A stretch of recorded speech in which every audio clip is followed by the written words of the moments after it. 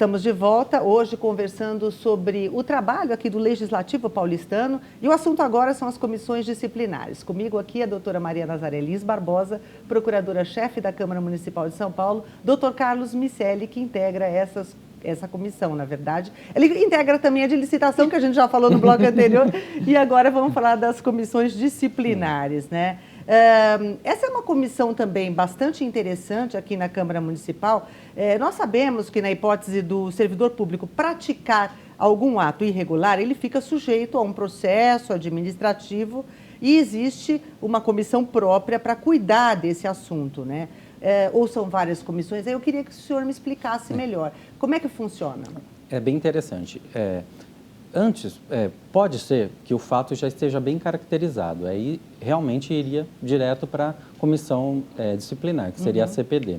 Mas pode ser que o fato ainda não esteja totalmente, a gente não identificou nem a autoria, ou talvez não identificou a materialidade. O que seria? A autoria foi quem praticou esse ato, e a materialidade se realmente esse fato é uma infração, porque às vezes o ato ele foi praticado, tem aparência de infração, mas realmente não se caracteriza. Então, isso é feito pela sindicância, que é uma outra comissão, que seria a comissão de sindicância, que seria a prévia, e a comissão disciplinar. Começa onde? Pela sindicância? Então, normalmente, a maioria dos fatos, o início é pela sindicância. Mas, como eu disse, às vezes o fato já está totalmente caracterizado. Então, poderia realmente já começar já ir direto para disciplinar. Né? E às vezes ainda tem um procedimento anterior à abertura da comissão de sindicância. Ou seja, a sindicância vai, digamos, delimitar melhor o objeto da apuração e o indício de autoria. Ela pode concluir pelo arquivamento, né? Inclusive a sindicância é sigilosa. Tem esse detalhe, por quê? Porque é muito, assim, penoso você ver o seu nome no diário oficial, né, dizendo que você está sendo objeto de uma sindicância, de uma investigação. Isso é um ônus, assim, muito pesado para um servidor. O processo já é uma pena. O processo já é uma pena, exatamente. Olha que coisa, né? Então, a comissão de sindicância, que ainda não tem clareza em relação aos fatos ou em relação à autoria, é um processo sigiloso. É só mesmo o investigado e, eventualmente, o advogado. Se ele não puder, né, contratar um advogado para, né, acompanhá-lo, a própria Câmara, no caso, o próprio órgão oferece um advogado dativo, ou seja, alguém que seja advogado e que possa exercer essa função gratuitamente. Ou seja, é muito importante que aquela pessoa que vai ser, né, investigada, mesmo ainda em fase de sindicância, ou seja, quando não há clareza em relação à infração, existe essa comissão que é presidida pelo doutor Carlos aqui na Câmara, é sempre um procurador que preside, né? Mas com todos os cuidados, assim, realmente em relação a essa investigação. Agora, se a sindicância entender que, de fato, há, né, provável, né, digamos, há um fato realmente a ser investigado, pode ser que depois a comissão processante disciplinar diga, não houve realmente a infração.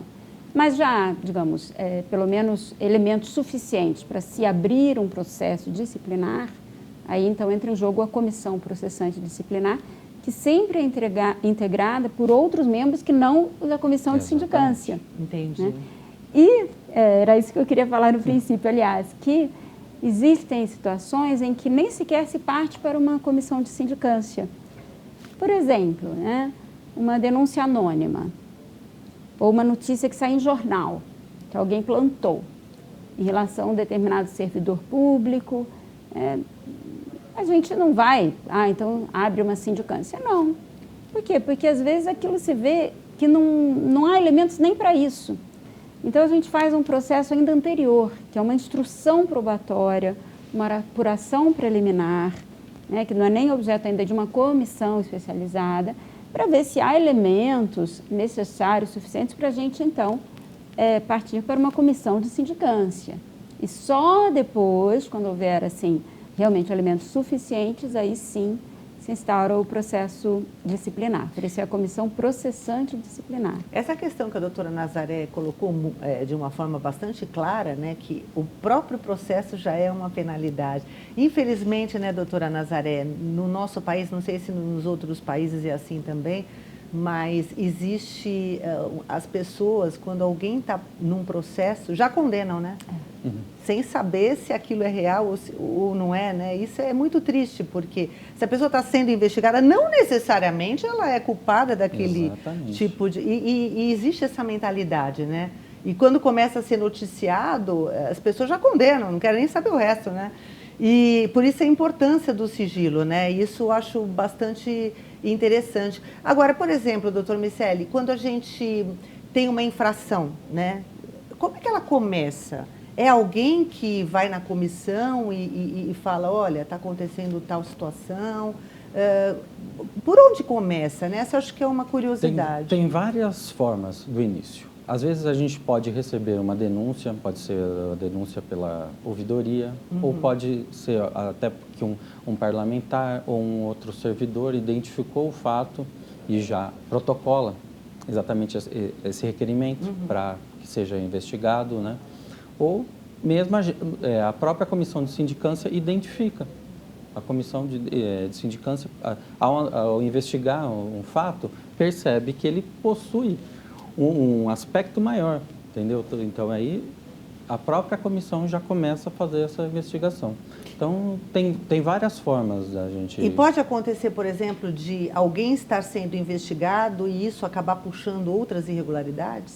Sim, é possível, mas como a doutora Nazaré falou, e até para complementar, a sindicância, na verdade, além de ser um dever da administração investigar, é um direito.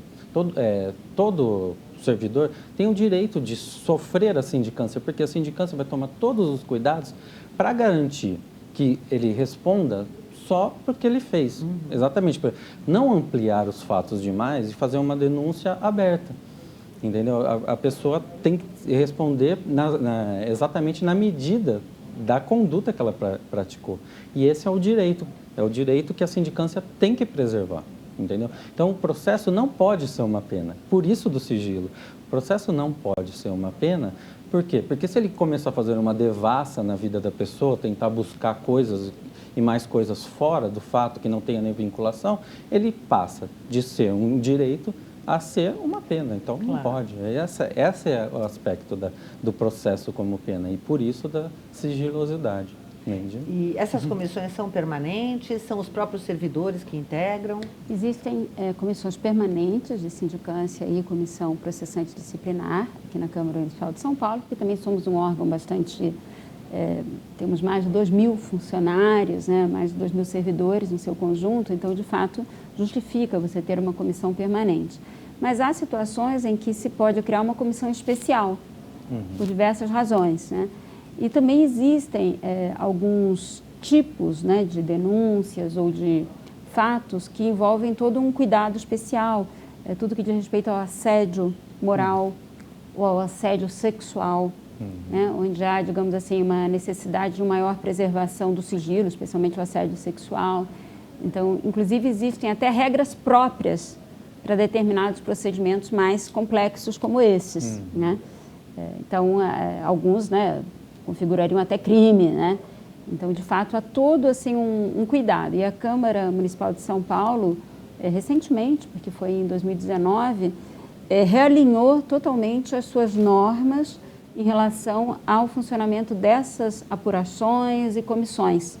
Por quê? Porque também o processo civil sofreu alterações, né, há 4 anos, o processo penal também, e essas normas processuais são subsidiárias em relação ao tipo de condução nesses procedimentos.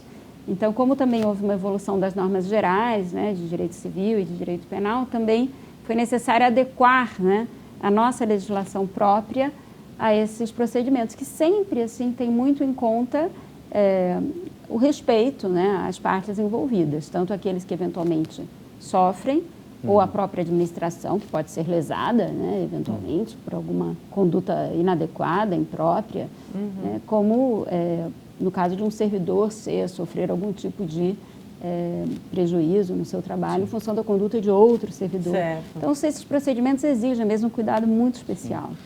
Exatamente a característica da pretensa vítima, né, que a gente tenta preservar nesses casos, né, porque primeiro, um dos casos seria alguma conduta infamante mesmo, né, que caso seja verificada, é bastante complicado, como a doutora Nazaré. E outro caso, por exemplo, de um assédio moral, que é uma coisa mais estrutural. Então, realmente, a gente precisa identificar o fato, se realmente ele está ocorrendo, então ele precisa de um procedimento especial para a gente conseguir identificar certinho se realmente a estrutura da Câmara está sofrendo alguma agressão ou não. Agora, quando ocorrem essas investigações e esses processos, são âmbito administrativo e fica só no âmbito administrativo ou não? Inicialmente sim, mas dependendo da conduta que é identificada... Um crime, por exemplo. Um crime, se o crime é identificado, a comissão de sindicância já inicialmente entra em contato com o SGA e informa que há necessidade de comunicar ao Ministério Público da ocorrência da infração. Aí vai para a Justiça Comum, exatamente, né? Que a gente chama de Justiça Comum. Que é completamente independente do resultado que possa ter no processo disciplinar. Porque às vezes ele pode ser condenado no processo disciplinar e pode ser absolvido na Justiça. Ou ao contrário, ele pode ser absolvido aqui e ser condenado no âmbito da Justiça, né? Então, agora, quando acontece a condenação no âmbito administrativo, esse servidor vai ser, como é que eu posso dizer, vai ser tirado dos quadros do... Não tem uma necessariamente. Tem uma gradação. Entendi. Então, tem várias situações, né? É pena desde a advertência até realmente demissão a bem do serviço público, dependendo da conduta que ele praticou e a infração, né, do estatuto que ele infringiu. E dentro desse tipo de punição, vamos colocar assim, essa decisão é da comissão por um todo? Como é que funciona, doutora Nazaré? Na verdade, a comissão ela emite um parecer e propõe, né, aquilo que ela considera adequado àquele caso. Porém, a superintendência administrativa da Câmara Municipal compete à mesa diretora da Câmara. Então, quem aplica efetivamente qualquer sanção, qualquer penalidade, é a mesa diretora da Câmara. Normalmente ela se baseia nos relatórios e naquilo que a comissão, depois de um apurado estudo e análise, dando todas as prerrogativas, né, ela sugere um arquivamento, né, ou uma sanção, que pode variar bastante, né. E é interessante que a comissão, tanto a comissão de sindicância como a comissão processante disciplinar, embora elas sejam integradas e presididas por um procurador, esse procurador nessa função, ele não tem nenhuma subordinação técnica à procuradoria propriamente. Né? Essas comissões, elas realmente se reportam à mesa diretora, porque é a mesa diretora quem vai tomar a decisão. Por isso que eu adoro conversar com vocês aqui, porque vocês esclarecem e deixam tudo direitinho para a gente entender como é que é na prática, porque senão fica aquele diz que, não, porque aí o servidor não vai trabalhar mais. Tá vendo que não é bem assim, tem gradação, etc. Eu quero agradecer demais as explicações. Muito obrigada, doutora Miceli. Prazer imenso. Prazer foi meu. Doutora Nazaré, mais uma vez, prazer tê-la aqui com a gente. Muito obrigada. E assim, aos pouquinhos, você vai entendendo um pouco do Legislativo. Agradeço a você que acompanhou o programa de hoje. Se você ficou com alguma dúvida sobre este tema, basta entrar em contato com a Procuradoria da Câmara. Atenção aos e-mails, celeg@sãopaulo.sp.leg.br ou então procuradoria@sãopaulo.sp.leg.br. TV Câmara São Paulo, assista, fique sabendo.